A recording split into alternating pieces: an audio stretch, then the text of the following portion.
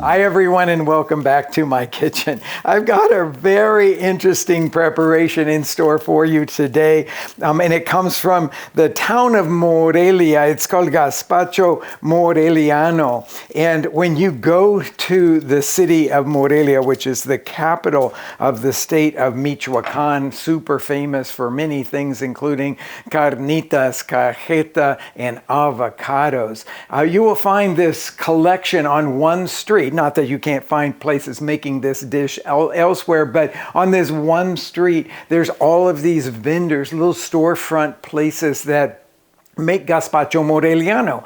And you have to think about it like a fruit salad that goes savory. Okay, so it's got salt in it, it's got a little chili in it. It's really delicious. The one thing that a lot of people are sort of surprised when they find is that it has a sort of strong tasting cheese in it as well.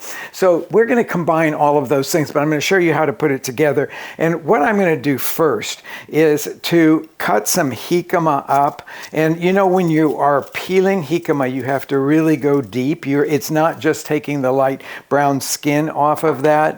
And then I'm going to just cut off a little bit because I need 1 cup of this. And for those of you that don't like chopping, this is probably not your dish, I will say, because there's a fair amount of chopping. And when you see these vendors do all this chopping and they have these mounds of mango and pineapple and jicama, it's kind of awe-inspiring if you want to know the truth, because they do a lot of very fine dice. So what I'm going to do here is take a couple of thin slices of jicama and then cut crosswise into strips, and then cut those strips crosswise into very fine dice.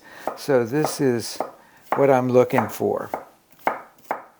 We're going to do that with everything. We're going to cut everything up like that. But wait till you taste this.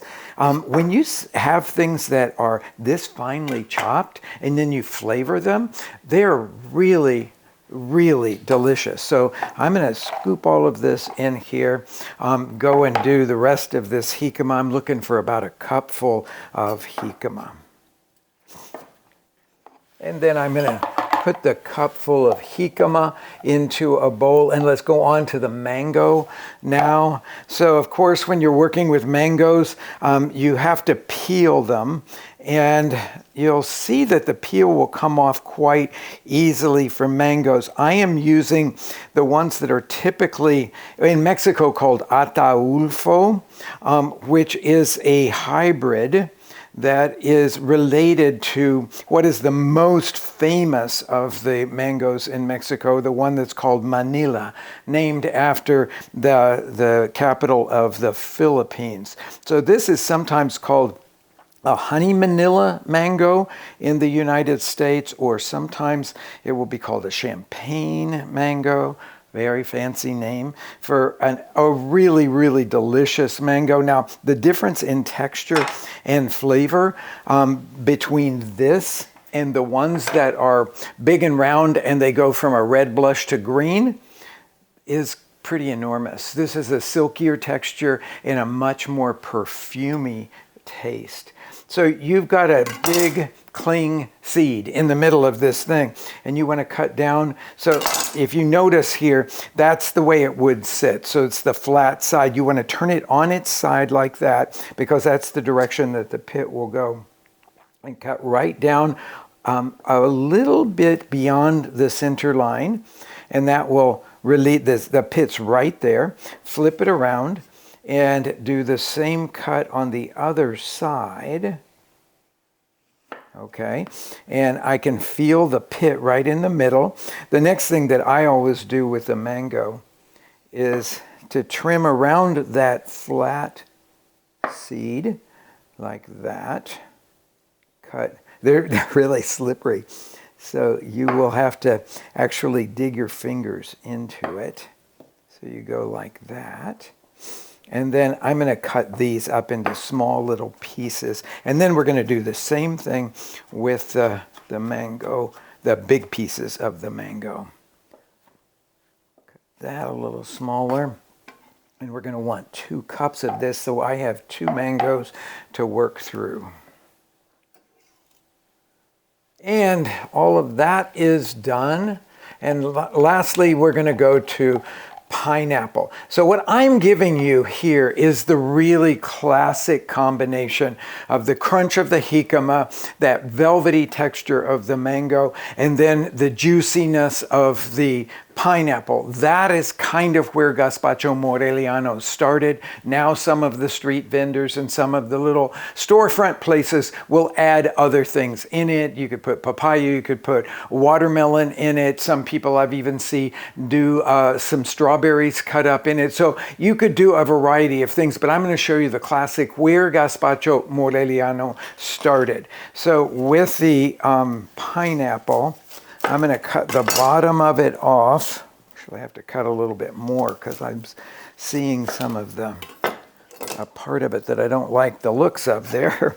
And then I need about half of this, so I'm only going to work with half. And then I'm going to cut the exterior off of it, leaving some of those eyes visible, and I'll go back in and clean it up in just a little bit.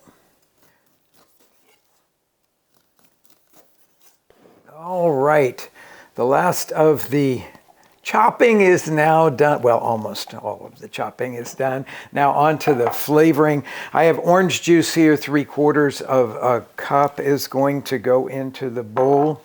And you know, this is all made to order in Morelia, so you can tell them exactly what combination of fruits and jicama and so forth that you want, and then they will season your particular order, just that one order. I'm showing you how to make a bunch of it so that you could make these up and then serve them to guests at your house. I am going to season also with lime juice, and I'm looking for about 1/4 of a cup of lime here. Squeeze. This is not a very juicy lime. I think I may get my 1/4 of a cup of juice out of this one big but not very juicy lime. Yeah, I've got 1/4 of a cup there. So I will pour that in. And because this is a sweet and a savory dish, I am seasoning this part of it with salt. We'll get to the chili in just a minute. But I'm using the diamond crystal salt here, so I'm putting a generous teaspoon of it in here. If you're using table salt, about 3/4 of a teaspoon would be the right amount there. And then I just want to stir everything up. And then we're going to let this sit. You can see by what I have over here, leftovers of cutting up that pineapple, that there was a kind of overripe spot in there. So I kind of cut around that. That's what this stuff is on the top there, so that I didn't have any of that overripe part of it in here. But already, oh man, the smell of this is so wonderful.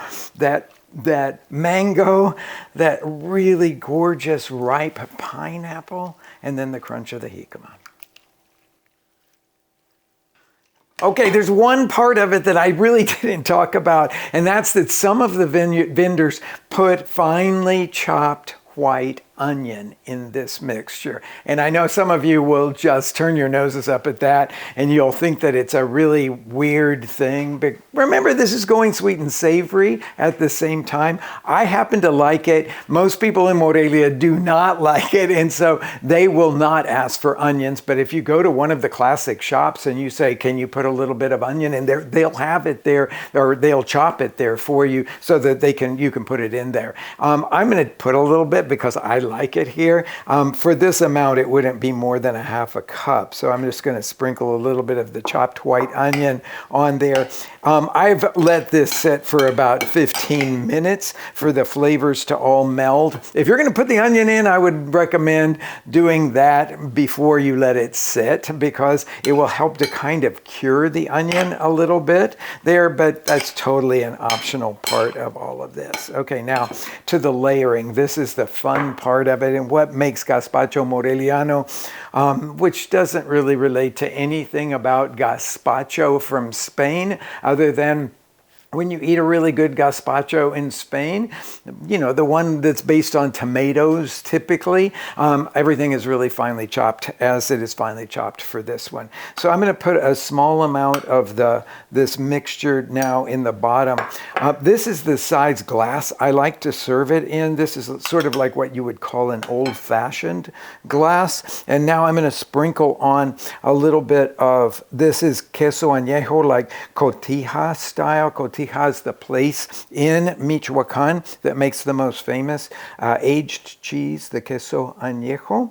So we'll put that there. You could, if this is too strong for you, you could also put queso fresco in there. It would be just fine. And now a little bit of ground chili. Now the chili that they use typically in Michoacan, in Morelia, is the ground ancho. So it's a dark looking mixture, and you can find ground ancho in most Mexican grocery stores and just in a lot of really well stocked grocery stores. So we've done the first layer, now the second layer on here, and we're going to continue to do this layering of those same things. So next will be the cheese, and then the ancho chili, and then we've got one more layer to go on top of that. And in this one, I want to make sure that I'm dividing up the juiciness that's in this bowl in here as well. I think I could probably get a little bit more of that juice in there. Let's see. I'm just going to put some of the juice. Ah, yes. Now that's what it's supposed to look like. So that almost you can see everything is covered with that beautiful juice. Okay, we've got that. I've got one more layering here to go with the queso añejo, and then the chili, and the little crowning bit that goes on this always when you get the Gaspacho Moreliano in Morelia is some Mexican hot sauce. It could be Valentina. It could be Tamazula, like I am using here. And man, it makes my mouth water. I love this kind of sweet and savory back and forth. But cheers. Here's to one of the best and most interesting little accompaniments that you could serve when you're making Mexican food for your friends or your family.